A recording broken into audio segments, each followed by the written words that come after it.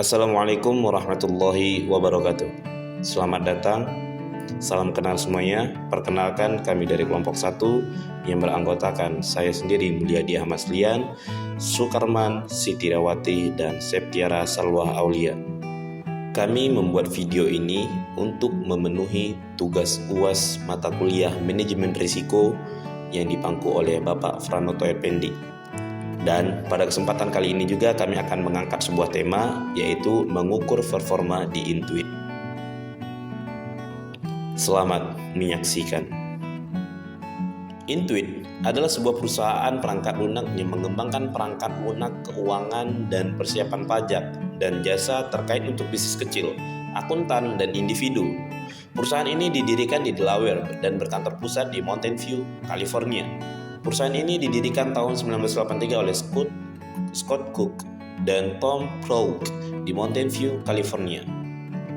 Intuit membuat program keuangan pribadi bernama Quicken dan TurboTax, dan versi Kanadanya QuickTax, serta program akuntansi untuk bisnis kecil bernama QuickBooks. Selain itu, mereka menciptakan solusi QuickBooks Point of Sale untuk pengecer kecil, solusi pajak profesional, ProSeries, dan Lasertec, dan solusi produktivitas kelompok kerja perusahaan berbasis web bernama QuickBase. Perusahaan ini memiliki beberapa kantor pemasaran di luar negeri. Aktivitas R&D-nya dilaksanakan di Intuit Kanada yang berkantor pusat di Mississauga, Ontario, dan Intuit India yang berkantor pusat di Bangalore, India. Produk internasionalnya diproduksi oleh produsen lokal pihak ketiga. Saat ini, portfolio Intuit sudah berkembang melayani pelanggan di Amerika Utara, Eropa, Singapura, dan India. Produk Intuit telah berevolusi dari desktop ke cloud dengan baik tersedia baik secara online, offline untuk perangkat seluler. Intuit juga memiliki strategi, yaitu menyesuaikan produk mereka sesuai dengan kebutuhan pasar ataupun konsumen dan memudahkan seluruh konsumen mereka. Dan mereka juga memiliki komitmen terhadap konsumen mereka akan senantiasa menangani tugas atau keluhan yang mereka butuhkan baik di dalam kehidupan ataupun bisnis yang mereka jalani. Dan Intuit juga akan terus melakukan inovasi untuk memenuhi kebutuhan pelanggan mereka. Dan ini adalah komitmen dari mereka, bukan hanya sebuah angan-angan saja. Oke, selanjutnya yaitu perjalanan ERM Intuit. Seperti kebanyakan perusahaan, perjalanan ERM Intuit dimulai dengan praktik manajemen risiko secara ad hoc. Upaya-upaya yang terorganisir mulai berlaku hanya ketika masalah yang signifikan terjadi. Ketika permasalahan besar terjadi, ini baru nih semua turun tangan para manajer. Masalah yang teridentifikasi atau yang terjadi pada dasarnya bersifat operasional dan didefinisikan secara sempit untuk masalah tertentu. Tim yang bertugas untuk menyerang atau menyelesaikan masalah ini akan menghentikan pekerjaan mereka yang ada di kantor atau yang sedang mereka kerjakan. Selanjutnya itu adalah model pendewasaan IRM. Program IRM membutuhkan waktu untuk dibangun dan matang, dan membangun fondasi yang tepat sangat penting. Seperti yang disebutkan oleh Fulton G. Sheen, kesabaran bukanlah ketiadaan tindakan, melainkan waktu. Ia menunggu pada waktu yang tepat untuk bertindak, untuk prinsip-prinsip yang benar dan dengan cara yang benar pula. Program manajemen risiko perusahaan dirancang untuk mendorong identifikasi risiko yang dapat mempengaruhi perusahaan dan pengelolaan risiko tersebut untuk memungkinkan pencapaian tujuan perusahaan. Seiring dengan semakin matangnya tingkat kemampuan manajemen risiko, nilai IRM menjadi lebih terlihat dan berdampak. Tahapan pendewasaan manajemen risiko dapat digambarkan dengan banyak cara. Secara umum terbagi dalam beberapa tingkatan sebagai berikut. Pertama itu ada ad hoc risk management, kemudian targeted risk management, integrated risk framework, risk intelligence, dan terakhir itu ada risk leadership. Manfaat mengukur kinerja dalam program IRM. Pengukuran kinerja bukanlah hal yang baru lagi. Mengukur kinerja memberikan kita wawasan tentang di mana perhatian tambahan mungkin sangat diperlukan. Nah, untuk memahami resiko memungkinkan kita para pembisnis untuk merumuskan dan melaksanakan strategi yang diinformasikan oleh potensi dari adanya peluang. Penggunaan pengukuran ini membantu kita memantau resiko signifikan, menyoroti resiko yang muncul, dan memahami dampak keduanya pada strategi dan tujuan perusahaan merupakan komponen kunci dari setiap program IRM. Jenis ukuran kinerja yang digunakan bervariasi berdasarkan tujuannya. Indikator risiko utama dapat digunakan untuk memahami bagaimana potensi risiko yang muncul dapat mempengaruhi risiko saat ini, peluang bisnis, dan strategi bisnis. Key Performance Indicator dapat digunakan untuk mengukur efektivitas aktivitas manajemen risiko. Kedua jenis indikator ini sangat penting, dan menggunakan kombinasi KRI dan KPI dapat meningkatkan nilai yang dicapai dari sebuah program IRM. Nah, saat mendefinisikan KPI untuk IRM, memastikan bahwa keempat karakteristik berikut ini digabungkan dapat membantu. Yang pertama, nyata.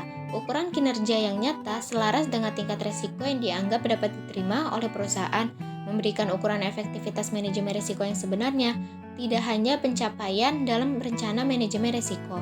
Yang kedua ada fleksibel. Ukuran kinerja fleksibel yang dapat disesuaikan dengan perubahan dalam organisasi dan landscape dari risiko. Yang ketiga ada standar. Ukuran kinerja umumnya digunakan di seluruh perusahaan yang memberikan pandangan tentang bagaimana kinerja setiap lini bisnis dapat berkontribusi pada eksplor risiko agregat di tingkat perusahaan. Nah, yang keempat ada fokus pada hasil atau tujuan.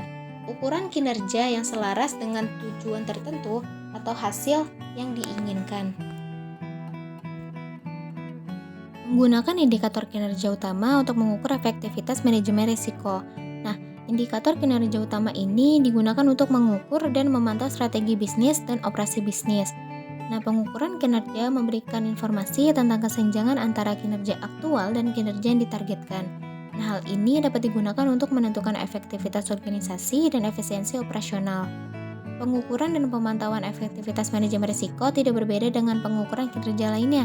Langkah-langkahnya seperti diidentifikasi, target atau batas yang diharapkan ditetapkan, dan titik awal atau garis dasar ditetapkan.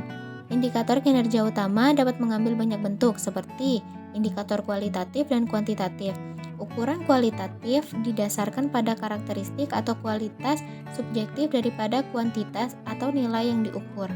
Ukuran kuantitatif didasarkan pada data yang objektif dan dapat diukur seperti persentase, hitungan, dan rasio. Nah, perbedaan antara kedua ukuran ini seringkali dapat membingungkan dan seringkali terjadinya perdebatan tentang mana yang lebih baik. Namun, keduanya bisa sama-sama bermanfaat dan seringkali kombinasi ukuran kualitatif dan kuantitatif ini dapat memberikan gambaran kinerja yang lebih holistik. Nah, selanjutnya ada indikator terdepan dan tertinggal. Indikator utama bersifat prediktif seperti sinyal peringatan dini. Mereka dapat menyoroti bahwa perubahan keseluruhan dalam tingkat kinerja diharapkan berdasarkan pemicu spesifik yang dapat dipantau. Indikator ini memberikan wawasan tentang keberhasilan atau kegagalan suatu kegiatan setelah selesai. Nah, selanjutnya indikator input, proses, dan output. Indikator-indikator ini berguna dalam mengevaluasi proses end-to-end. Indikator input mengukur sumber daya yang digunakan dalam melaksanakan suatu kegiatan. Indikator proses mengukur efisiensi atau produktivitas, dan indikator keluaran mengukur hasil dari proses atau kegiatan. Nah, adapun contoh dari indikator kinerja utama seperti persentase pengurangan pelanggan, persentase pergantian karyawan, profitabilitas pelanggan menurut segmen demografis, persentase proses bisnis mission kritikal dengan rencana kontingensi yang teruji penghapusan, dan periode saat ini atau kerugian penipuan. Menganalisis data kinerja. Nah, pengukuran kinerja saja tidak cukup untuk menambah nilai. Kita harus belajar dari informasi dan menerapkan pembelajaran tersebut untuk mendorong perubahan yang meningkatkan kinerja merupakan langkah yang sangat penting. Untuk mengoptimalkan manfaat pengukuran kinerja dapat dicapai dengan melakukan analisis data yang dikumpulkan. Analisis data mengubah informasi kinerja sehingga menjadi masukan yang berguna yang dapat membantu para pembisnis untuk membuat keputusan berdasarkan informasi risiko yang lebih baik. Ada banyak jenis analisis yang dapat digunakan dan pilihannya akan bervariasi berdasarkan tujuan analisisnya. Nah, ada beberapa contoh analisis yang umumnya digunakan, seperti mode kegagalan dan analisis efek. Mode kegagalan dan analisis efek membantu mengidentifikasi titik kegagalan potensial berdasarkan kondisi tertentu. Nah, konsekuensinya dari kegagalan ini dapat dianalisis lebih lanjut untuk memahami dampaknya pada bagian lain dari suatu sistem atau proses. Mode kegagalan dan analisis efek dapat membantu merancang upaya mitigasi risiko yang lebih komprehensif. Nah, selanjutnya ada analisis regresi. Analisis regresi ini memberikan informasi tentang hubungan antara satu variabel terikat dan satu atau lebih variabel bebas. Jenis analisis ini dapat membantu dalam memahami korelasi antara berbagai risiko. Nah, selanjutnya ada analisis Pareto. Analisis Pareto mengukur frekuensi masalah dari masalah yang paling sering hingga yang paling jarang. Nah, jenis analisis ini berguna untuk membuat keputusan yang memberikan hasil terbaik, misalnya seperti menargetkan sumber daya untuk mengatasi masalah dalam komponen tertentu dari suatu proses dengan jumlah kesalahan atau kegagalan pengendalian terbesar. Nah, selanjutnya ada analisis akar penyebab. Analisis akar penyebab dirancang untuk mengidentifikasi dan memperbaiki penyebab mendasar dari suatu masalah. Analisis akar penyebab ini membantu memfokuskan remediasi tidak hanya pada memperbaiki gejala, tetapi juga mencegah terulangnya masalah. Nah, jenis analisis ini sangat berguna sebagai metode untuk secara proaktif meramalkan kemungkinan peristiwa sebelum terjadi. Selanjutnya ada analisis skenario. Analisis skenario ini menggunakan skenario diskrit untuk memahami hasil potensial. Biasanya kasus terburuk, kasus terbaik, dan kasus yang paling mungkin dipertimbangkan. Estimasi titik tunggal atau model simulasi Monte Carlo ini menggunakan rentang nilai yang dapat digunakan.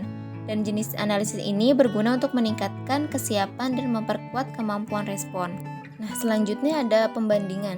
Membandingkan praktik perusahaan saat ini dengan praktik terbaik, jenis analisis ini memfasilitasi pengembangan strategi untuk meningkatkan proses dan ukuran kinerja. Dan yang terakhir ada analisis ancaman. Analisis ancaman ini dapat digunakan untuk mengevaluasi spektrum area yang luas seperti bencana alam, aktivitas kriminal, faktor hukum atau peraturan, teknologi tren, kemampuan internal, dan kekuatan pasar.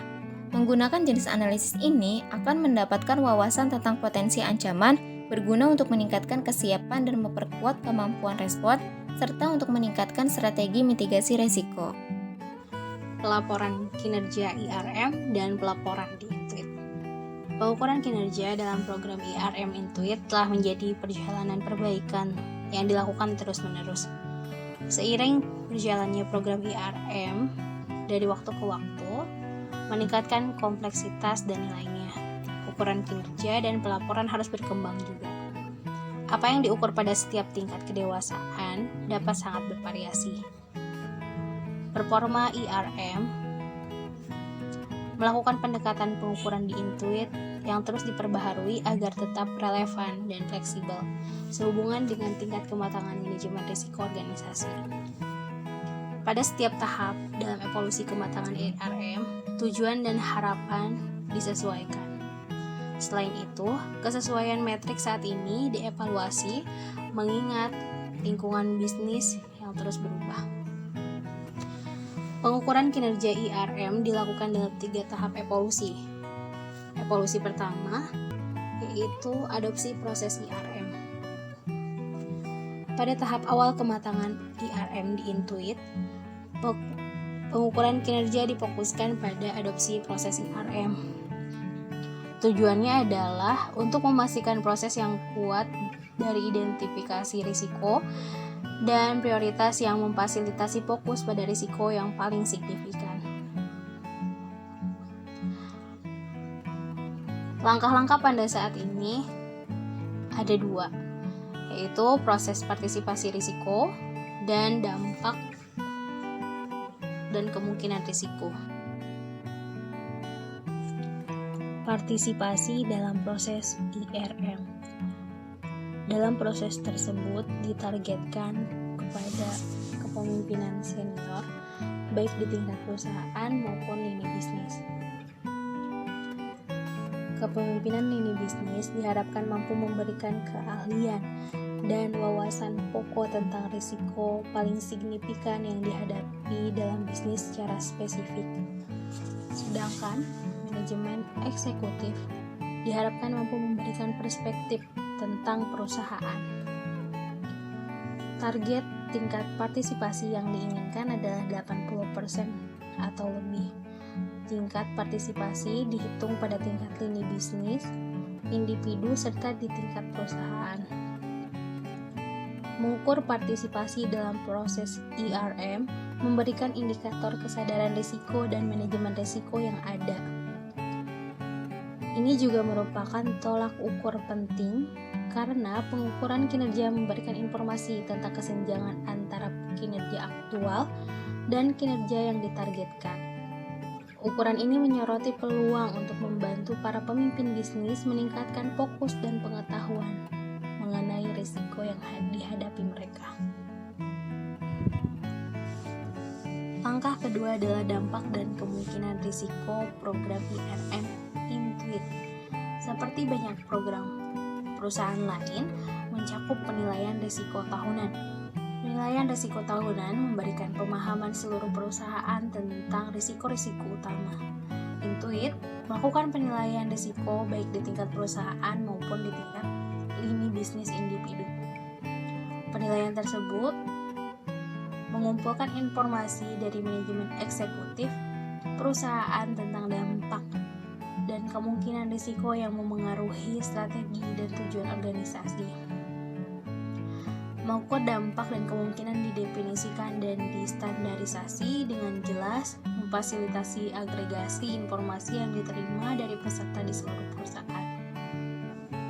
Gambar di bawah ini merupakan peta panas digunakan untuk menunjukkan hasil penilaian dan perhatian, kemudian difokuskan pada risiko di kuadran kanan atas. Jenis pengukuran dan pelaporan kinerja ini memberikan banyak manfaat, antara lain membantu para pemimpin bisnis untuk memahami pengaruh risiko terhadap kinerja, tujuan dan sasaran strategis. Lalu, menargetkan fokus pada segelintir orang yang kritis dan dengan demikian mempercepat kemajuan dalam menangani risiko-risiko yang dihadapi. Selanjutnya adalah mengidentifikasi kejadian atau keadaan potensial yang dapat menghambat kemampuan untuk mengoptimalkan kinerja. Evolusi kedua, pengukuran kemajuan mitigasi risiko. Dengan adanya ritme penilaian IRM tahunan dan risiko teratas di tingkat perusahaan dan lini bisnis yang diprioritaskan dengan tepat, fokus bergeser ke membangun kekuatan manajemen risiko. Tujuannya adalah untuk memastikan penyelarasan langsung aktivitas manajemen risiko dan sumber daya dengan masalah paling kritis yang diidentifikasi sebagai bagian dari proses penilaian. Kepemilikan dan akuntabilitas atas risiko-risiko teratas secara khusus ditujukan kepada seorang pemimpin senior di tingkat perusahaan atau tingkat lini bisnis. Pengukuran kinerja mencakup indikator status eksposur risiko secara keseluruhan, indikator tren risiko saat ini, serta ukuran terpisah yang melacak kemajuan aktivitas mitigasi risiko individu. Tampilan 12.5 memberikan contoh tingkat indikator status. Pelaporan kinerja IRM triwulan diintegrasikan ke dalam proses perencanaan strategis, lini bisnis dan perusahaan tahunan Intuit serta tinjauan operasi triwulan. Tampilan 12.6 memberikan contoh laporan status risiko teratas lini bisnis. Jenis pengukuran pelaporan kinerja ini memberikan banyak manfaat, antara lain menunjukkan luasnya cakupan risiko teratas dengan rencana manajemen risiko yang ditentukan, menyoroti potensi kesenjangan dalam sumber daya untuk melaksanakan kegiatan mitigasi, memberikan transparansi pada aktivitas manajemen risiko di seluruh organisasi dan peluang untuk memanfaatkan strategi manajemen risiko umum dan praktik terbaik.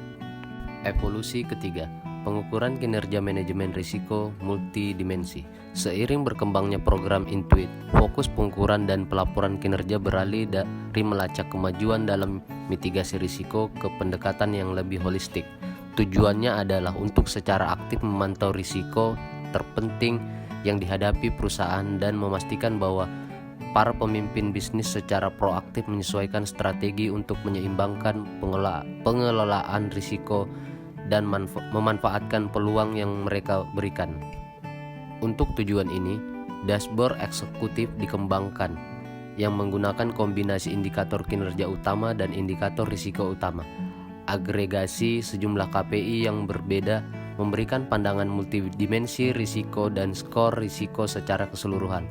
Metrik standar digunakan di seluruh perusahaan untuk memastikan bahwa semua lini bisnis selaras dengan tujuan. Itu peringkat risiko keseluruhan ditetapkan yang menunjukkan efek kolektif dari aktivitas ini pada eksposur risiko di tingkat perusahaan. Dashboard untuk setiap risiko utama perusahaan dan ringkasan keseluruhan secara rutin dilaporkan kepada Dewan dan Manajemen Eksekutif. Tampilannya ada di 12.7, memberikan contoh dashboard eksekutif.